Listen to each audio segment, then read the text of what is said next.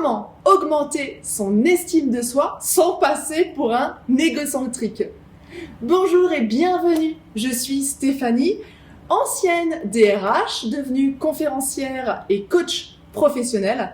J'accompagne les entreprises et leurs collaborateurs à être plus motivés, plus engagés et plus heureux dans leur job.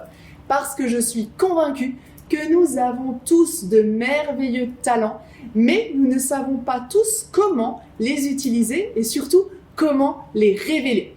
D'où l'intérêt de vous proposer cette série de vidéos et là, en l'occurrence, sur l'estime de soi.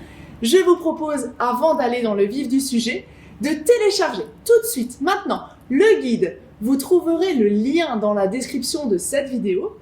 Alors, pourquoi parler d'estime de soi ? Il faut savoir que l'estime de soi, la confiance en soi, sont des qualités, des compétences qui ne sont pas apprises à l'école quand on est enfant. Et selon l'expérience que nous avons, le passé, l'historique, le vécu qu'on a, l'entourage aussi qu'on a, ça peut être très difficile de développer son estime de soi. Et l'estime de soi fait finalement partie de notre épanouissement personnel et professionnel, de notre développement personnel. Parce que c'est grâce à la connaissance de soi, parce que vous saurez très bien vous connaître, que vous allez développer votre estime de soi, votre confiance en soi, que vous allez gagner en assurance, en affirmation de soi et que vous serez perçu, en tout cas, à votre juste valeur. Parce que ce qui est important, c'est effectivement de s'aimer, de se connaître, de développer son amour-propre pour pouvoir s'enrichir et surtout s'enrichir avec les autres, avec notre propre environnement. Comment augmenter son estime de soi sans passer pour un égocentrique? Je vais partager avec vous 5 astuces pour justement booster votre estime de vous. La première astuce que je vous propose, c'est d'avoir une autre estime de soi n'est pas négatif, au contraire. Alors, si vous voulez augmenter votre estime de vous sans passer pour un égocentrique, il faut déjà intégrer le fait que avoir une haute estime de soi n'est pas négatif. Alors, l'estime de soi, je vais vous renvoyer tout de suite vers ma vidéo qui sera complémentaire à celle-ci, qui s'appelle « Quelle est la différence entre confiance en soi et estime de soi ?» Vous allez tout de suite comprendre la différence et je ne vais pas m'étaler sur ce sujet dans cette vidéo-là. N'hésitez pas à la visionner. Pour revenir à notre sujet, donc avoir une autre estime de soi, ça permet de se juger à la bonne valeur, de s'évaluer à la juste valeur que vous avez. Parce que vous ne valez pas moins que ce que vous pensez, vous ne valez peut-être non plus pas plus que ce que vous pouvez imaginer, mais c'est s'évaluer à la juste valeur. Et comme ça, quand vous êtes équilibré en termes d'estime de soi, vous vous connaissez bien, vous savez ce que vous valez, et finalement, ça vous évite de tomber dans l'égocentrisme, dans l'arrogance. Parce que c'est ce qu'on se dit finalement, les gens qui se la pètent, entre guillemets, c'est ceux qui se pensent supérieurs aux autres. C'est pour ça que je vous parlais de juste valeur, pas trop bas, pas trop haut. Vous avez votre valeur à vous et c'est pour cela qu'il est indispensable de vous connaître pour déterminer quelle est votre juste valeur. Ensuite, la deuxième clé, la deuxième astuce que je vous partage, c'est d'être authentique. C'est le premier pas vers l'estime de soi. Quand on apprend à se connaître, à identifier nos talents, nos façons de fonctionner, notre comportement, notre attitude, l'idée, c'est de développer notre authenticité. Parce que être authentique, ça va vous permettre d'être le plus en adéquation avec ce que vous reflétez, ce que vous avez envie de donner comme image. Et donc, être authentique, c'est le premier pas vers l'estime de soi.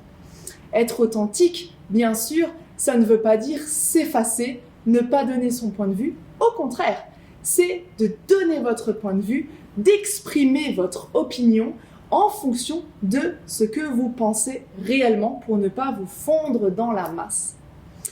Troisième point, c'est de transformer les échecs en expérience pour maintenir votre amour propre. La clé aussi, c'est de transformer vos échecs. Là, l'idée, c'est de prendre le positif, tout ce que vous avez su développer dans ces situations d'échec pour maintenir justement votre amour-propre et ne pas tomber dans la victimisation. Je ne suis pas capable de faire ça, la preuve, j'ai tout foiré. Non, l'idée ici, c'est d'inverser le processus en se disant « Ok, je n'ai pas réussi cet essai-là. Qu'est-ce qui a fait que ça foire ? Comment est-ce que je vais faire pour faire différemment la prochaine fois ?» Et donc, en faisant ça, vous transformez les échecs en expérience pour maintenir votre amour-propre.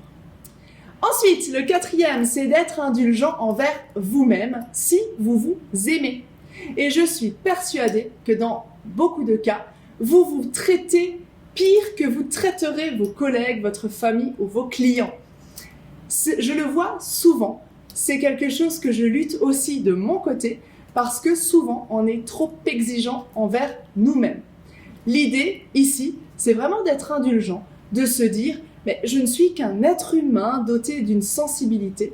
Je ne peux pas faire plus que ce que mon corps me donne, par exemple, ou me demande. Et donc, je dois être indulgent envers moi-même. » Donc, soyez indulgent envers vous-même, c'était la quatrième clé, si vous vous aimez.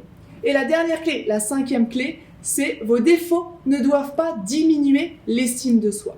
On en revient toujours et encore à la connaissance de soi.